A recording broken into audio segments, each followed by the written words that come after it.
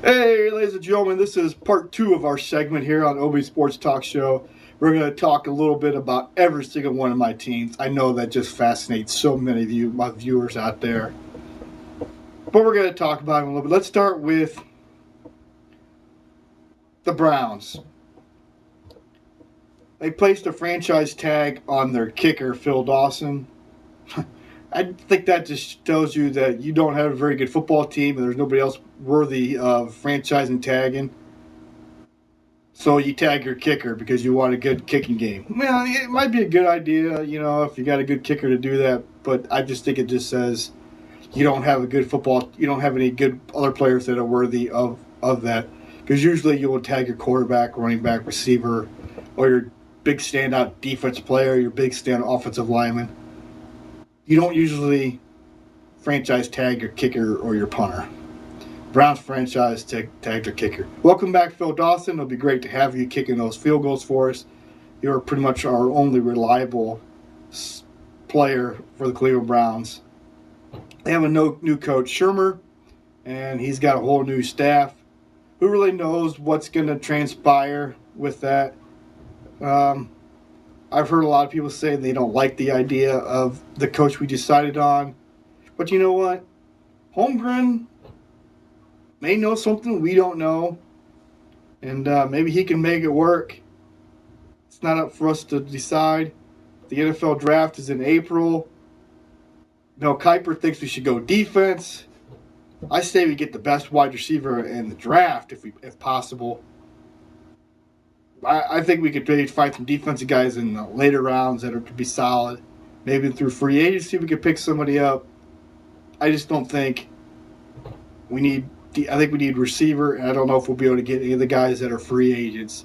As much as it would be nice to do that, I just don't think it's possible. Let's switch gears to the Cavs. The worst team in the NBA by far. They just had that big, long losing streak, and they just flat out are not having a great year. After big old trader leaves, the trader queen leaves and goes to Miami because he wants to play with his friends. And they all want to get NBA championship, all those rings and championships together. You three are idiots. And then you stir up things in the NBA where things have just got even crazier with Carmelo and Billups going to the Knicks. Carmelo basically doing the same thing. Oh, I want to team up and play with some friends too. I want to team up with Stoudemire. You're seeing a trickle effect. The NBA is becoming a big joke. Becoming all about money. You got money, you can get the best players in the league. If you don't have money, you're just sitting back hoping you can get lucky with some big old draft picks and just start rebuilding and hoping that your city can bring in the money enough so you can get your big three. It's all about being the big three, or big four or whatever. Everybody's trying to be the next Boston Celtics team or the next Lakers. It's just crazy. And Cavalier News, they made a trade today and got rid of Mo Williams for Baron Davis and a lottery pick. So we'll have 2 lottery picks in the upcoming NBA draft. What's that going to get you? Who knows? There's a good guy from Duke. Could be this Irving guy. Could be Jared Sullinger from Ohio State. If he comes out, might have a possibility of getting guys like the guy Fernandez, or you're gonna probably get at least one. Maybe you might get lucky with 2, but the NBA doesn't always produce. College basketball is kind of tricky. It's only got 2 rounds, so it's basically like hit or miss. So having 2 in the first round could be huge. I hate to see Mo Williams go. Mo was loved by Cleveland, especially since Trader Queen was gone. Mo Williams was the reason people went to the games. We do get Baron Davis. He's a good player. He's decent. He's apparently got some kind of attitude problem. Maybe he can get that readjusted, and it won't be much of an issue. So it'll be kind of interesting to see what goes on there. really not much else you could say about the Cavs. They get Jamario Moon. Jamario Moon won that deal too. The high-flying dunker, former Harlem Globetrotter. He's pretty impressive dunker. But he's only a bench player, so I mean, you hate to see him go too because he was entertained to the fans. But like I said, the NBA sports is all about business, and he's gone as well. So that's that. Not really anything else we could say other than Dan Gilbert. I began to have doubts about you. I don't know if you're the right man to own this team. You're just seeming like you're just another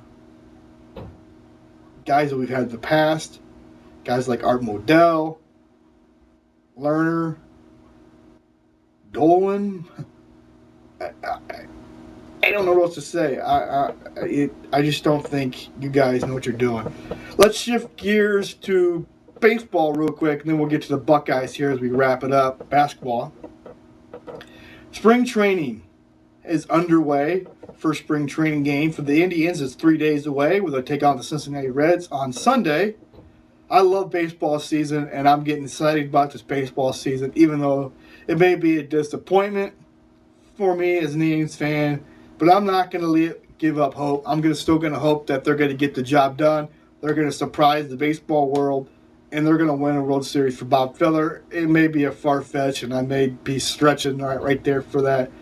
But I think we got some upcoming stars that can be good, are good ball players. The Columbus Clippers did win the AAA championship last year, so that must tell you there's at least some good talent there, and most of that talent will be up in the big leagues this year. They got picked up Orlando Cabrera to play second base. Hopefully he pans out, does a good job, and can help these young guys,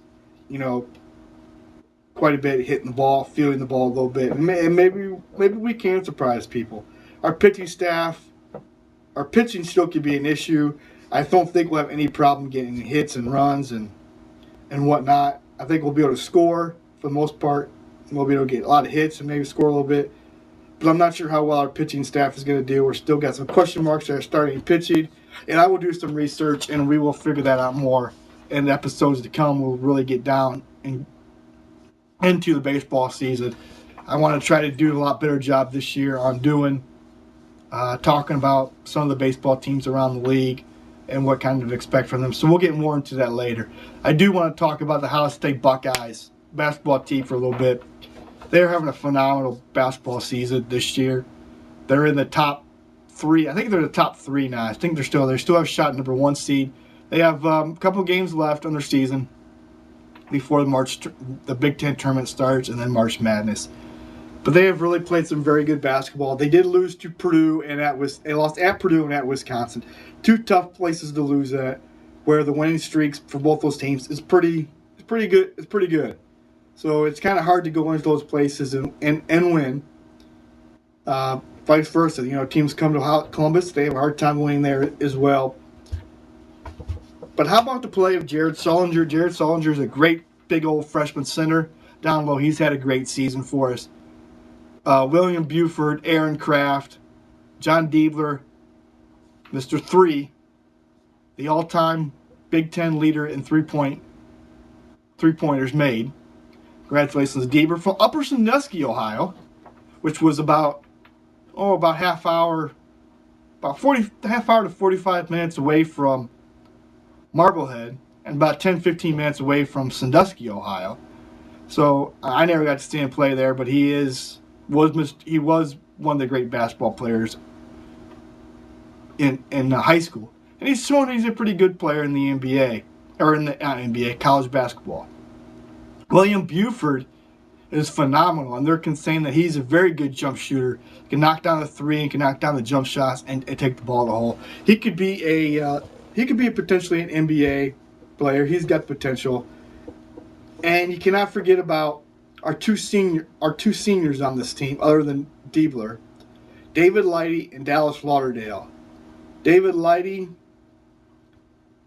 great basketball player. He's played with guys like Greg Oden, Michael Conley, Evan Turner, and he's just a great team guy, a great leader, and he has done a great job. And hopefully maybe his play will get him into the NBA. That's might be of a stretch for him too, but he has done a great job for the Buckeyes, and maybe we can get a NCAA championship for David Lighty in Dallas Lauderdale. Dallas Lauderdale has been here he's been here just as long as almost as long as Lighty. He's had to take a back seat to Jared Songstrom. He's adjusted well, and he gets his time. He puts the stuff on the board and whatnot. So that's great to see.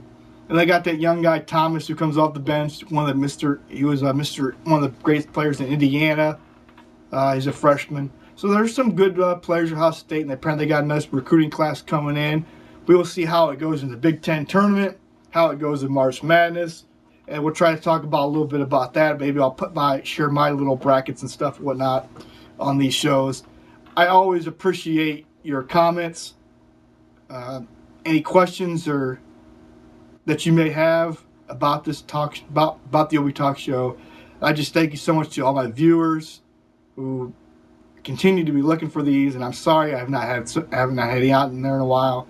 I just thank you so much for you guys.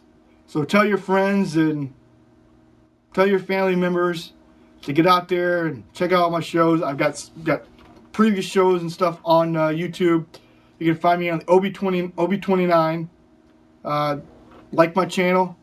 Just be fun and make comments, and I love to hear from you guys. And I just thank you so much, and I just hope you continue to watch these shows. Thank you.